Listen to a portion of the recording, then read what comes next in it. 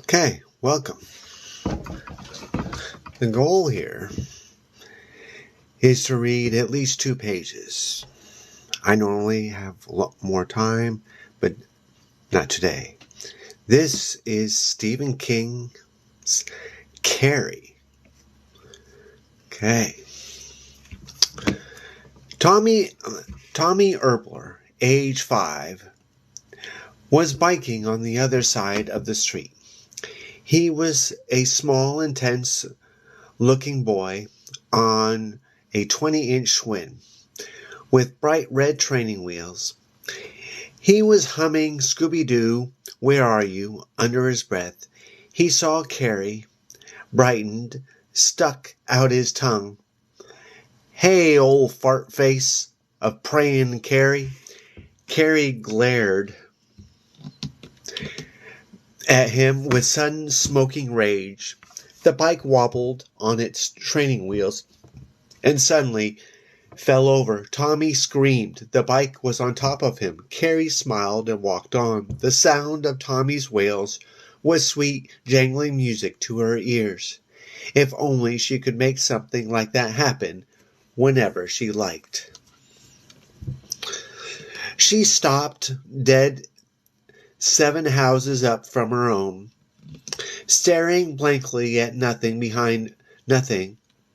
Behind her, Tommy was climbing tearfully back on his bike, nursing a scraped knee. He yelled something at her, but she ignored it. She had been yelled at by experts.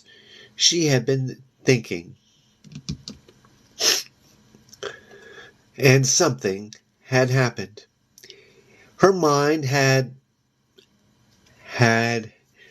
she groped for a word, had fixed.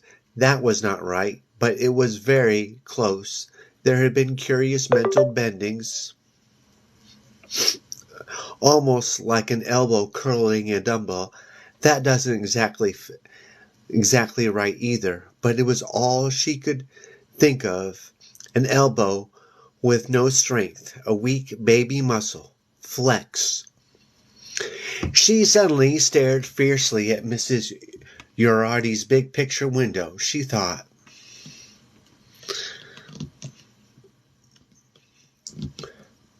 nothing. Miss Moriarty's picture window glittered serenely in the fresh 9 o'clock glow of morning. Another cramp gripped Carrie's belly, and she walked on. But the light and the ashtray.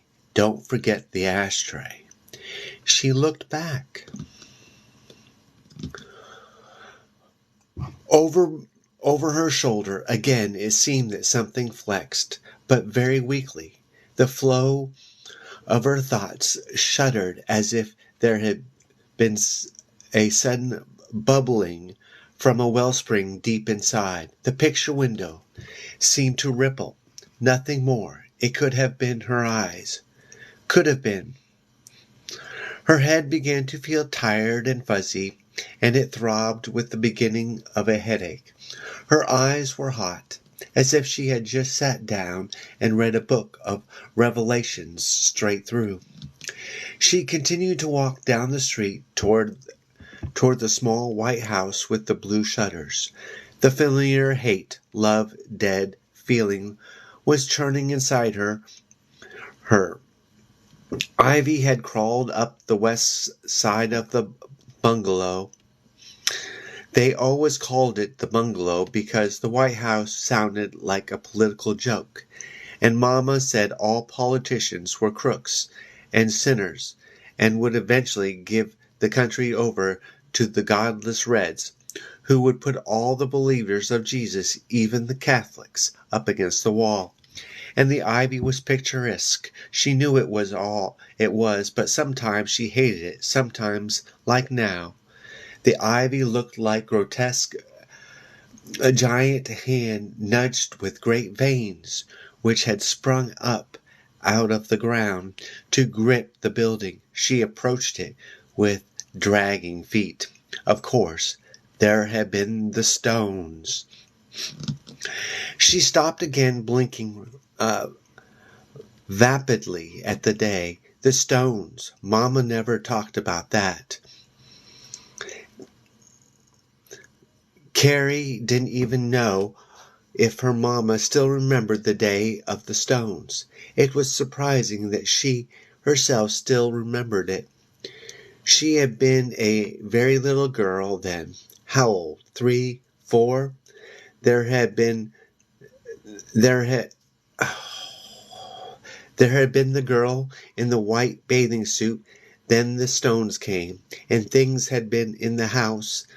Here the memory was suddenly bright and clear, as if it had been here all along, just below the surface, waiting for a kind of mental puberty, waiting, maybe, for today. From Carrie, the black drawn of TK. Estelle Horan had lived in the neat San Diego suburb of Parrish for 12 years. And outwardly, she is typical of Miss California. She was bright print shirts and smoked amber sunglasses. Her hair is black streaked blonde. She drives a neat maroon Volkswagen Formula V with a smile decal on the petrol cap, that means gas, and green flag ecology sticker on the back window. Her husband is an executive at the Parish branch of the Bank of America. Her son and daughter are certified members of the Southern California Sun's Fun Crowd, burnished brown beach creatures. There is a hibachi in the small, beautiful kept backyard, and door chimes play a tinkly phrase from the refrain of Hey Jude. But Mrs. Horan still carries the thin, difficult soil of New England somewhere inside her. When she talks of Carrie White, her face takes on an old, pinched look that is more like Lovecraft out of Akram than Correct out of Southern Cat. Of course, she was strange. Estelle Horan tells me, lighting a second Virginia Slim a moment after stubbing out the first. The whole family was strange. Ralph was a construction worker, and people on the street said he carried a Bible and a .38 revolver to work with him every day. The Bible was for his coffee break and lunch. The .38 was in case the Antarctic on his job. I can remember the Bible myself. The revolver, who knows? He was a big olive-skinned man with his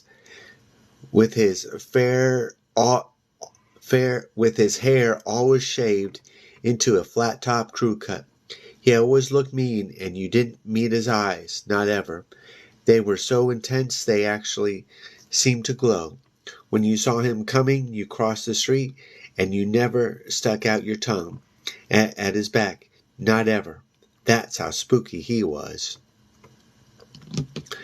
She pauses, puffs clouds of cigarette smoke toward the societal redwood beams that cross the ceiling.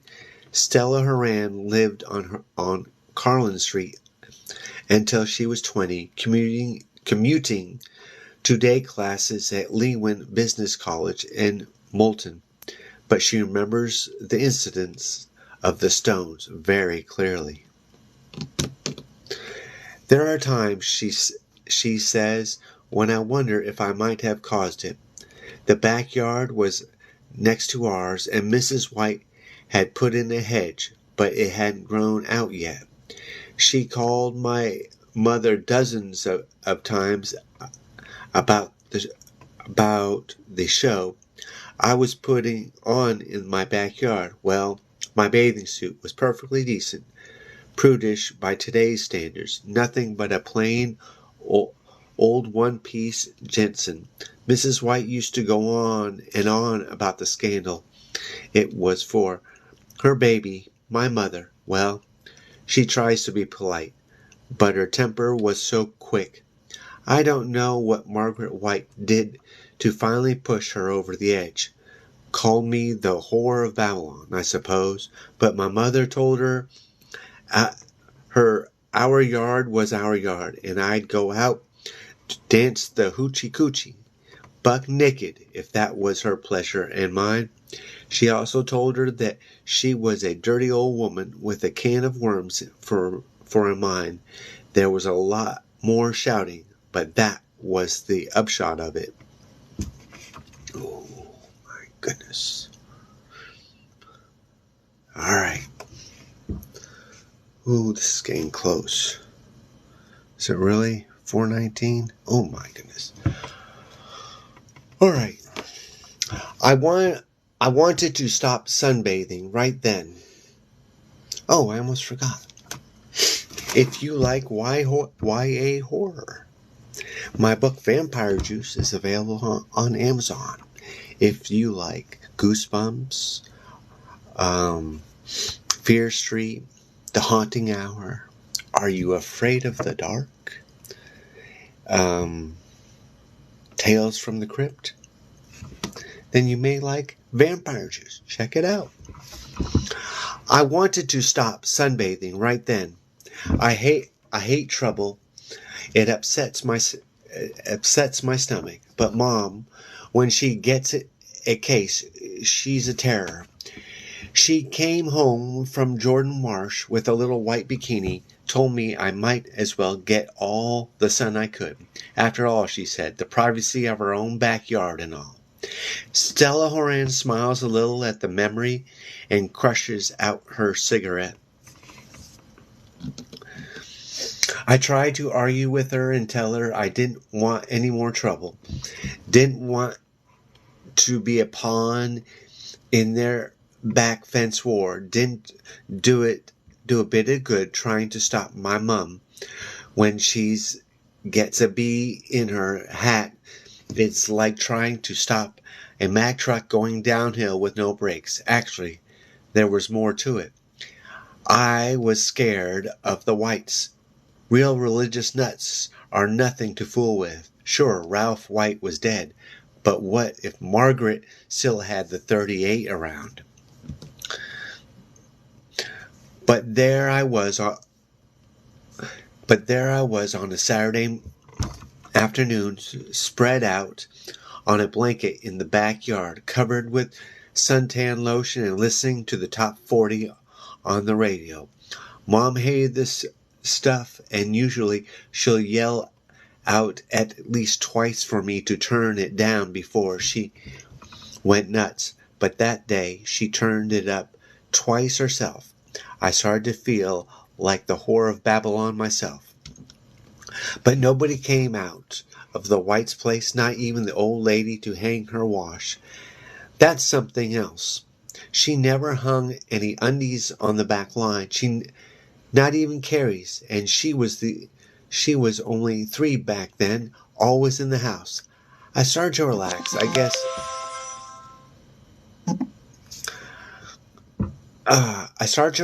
I guess I was thinking Margaret must have taken Carrie to the park to worship God on the raw or something. Anyway, after a while, I rolled on my back and put one arm over my eyes and dozed off. When I woke up, Carrie was standing next to me, looking down at my body. She breaks off, frowning into space. Outside, the cars are whizzing by endlessly. I can hear the steady little whine my tape recorder makes, but it all seems a little too brittle, too glassy. Just a cheap patina over a darker world, a real world where nightmares happen. She was such a pretty girl, Stella Horan resumes, finding another cigarette.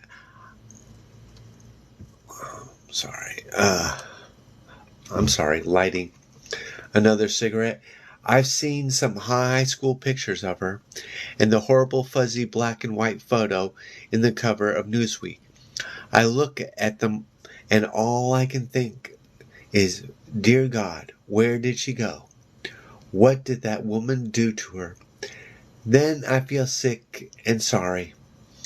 She was so pretty, and pink cheeks and bright brown eyes, and her hair, the shade of blonde, will darken and get moosey. Sweet as the only world that fits. Sweet and bright, and the only word that fits, excuse me. Sweet and bright and innocent. Her mother's sickness hadn't touched her very deeply, not then. I kind of started. Oh my goodness. Yeah, I better stop. Well, thanks for watching, and I will post this up on YouTube. So the full version, if you missed any, will be on YouTube. Thanks for watching, and have a good afternoon.